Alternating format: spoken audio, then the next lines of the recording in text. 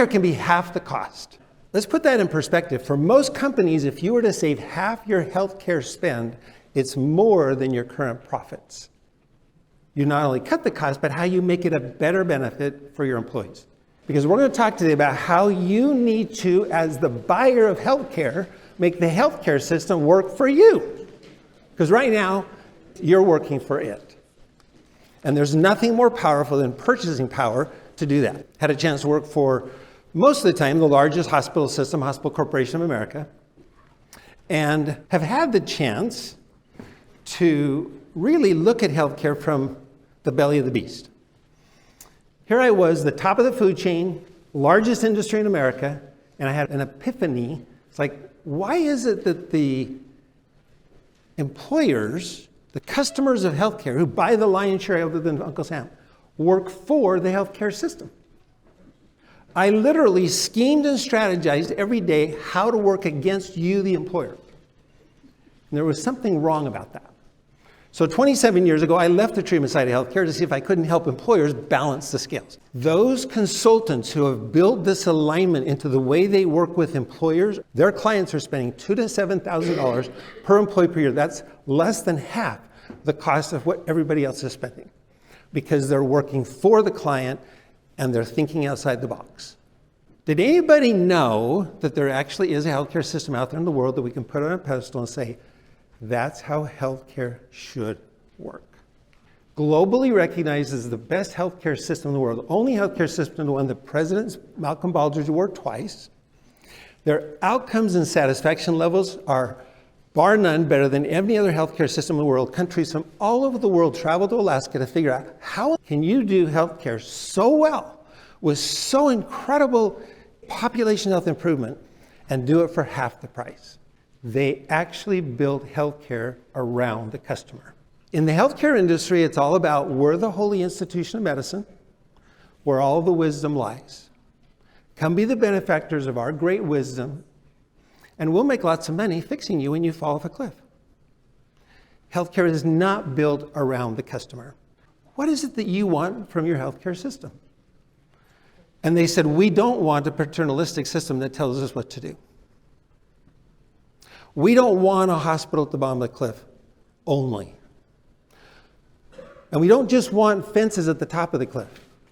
We want a healthcare system that journeys with us on our path through life to help us live life to its fullest. Revolutionary? Absolutely. It's not how healthcare works today. But you can accomplish what they accomplished. Now, how do they do it? Well, first of all, they built a relationship-based healthcare system around the customer.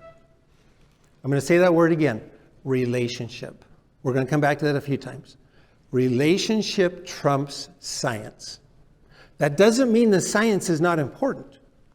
But when it comes to managing healthcare, there's nothing more important than relationship. They said to this team of doctors, nurse, case manager, you're going to be assigned these people, and your first priority is not to simply fix them when they break. Your first priority is to reach out and through storytelling, I love that term that they use, get to know every single member in your population. And be an influencer, a coach in supporting them to live life to its fullest. That's your first primary job. And when they need health care, when they need your services, you already know them, they already know you, they have their phone number, you give them immediate access to health care. And you coordinate all their care at all the different levels. And all the different care levels come to the patient. They call it an aspirational healthcare model. Not a deficit-based reactive sick care system, an aspirational system. Can you, employers, do that? Absolutely. That's my job today, is to show you how employers can do that. You don't have to go build hospitals to do this. It's all about how you spend your money. And think about this aspirational model of healthcare is going to be far better at attracting and retaining top talent, which is your number one, in most cases, objective. It's going to be far better at actually proactively addressing emotional, mental health needs.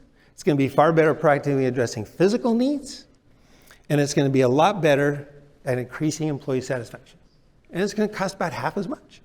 If you will make this a priority and make relationship-based benefits a priority, the tie that will bring to you in terms of retention is far better than anything else you can do. You're trying to keep your employees. When they have relationships with people they trust and feel comfortable with, and they get it through you, they will stay with you. Right now, healthcare is transactional. Now, every business works on relationship, and healthcare is no different. The problem is relationships are in the wrong place. Think about the point of sale in healthcare. There is massive relationships between benefit consultants and benefit managers. Believe me, the whole benefit consulting industry knows that's how you keep people in the system. But they sell a transactional healthcare program that's not built on relationships. You, the employer, have to use your purchasing power to get relationship-based healthcare that fixes for you, the buyers of healthcare, to hold the healthcare system accountable and to make them responsible to help you meet your business objectives, which is why I like to talk to CEOs and why I would have you go back and say to all your people who represent companies, go talk to the CEO and require them, tell them how important it is that they take a few minutes and define why they're buying healthcare benefits. It's not a hard process, but it is so critical to turning the healthcare system to work for employers. Define what it is you want, specifically say what's your priority, how are you going to measure it. The CEO does not need to spend a lot of time, but they do need to make sure once you've set the measurements in place that both the internal people who are managing it and the external people who are consulting are both aligned to make more money when you accomplish it. And believe me, your C-suite will be much more interested to know whether or not you're accomplishing the business objectives than how many gaps of care there are. So we've talked today about how you use alignment, choice, and relationship to build a whole different model of healthcare. One that's far better for your employees and far less expensive for you. Thank you very much.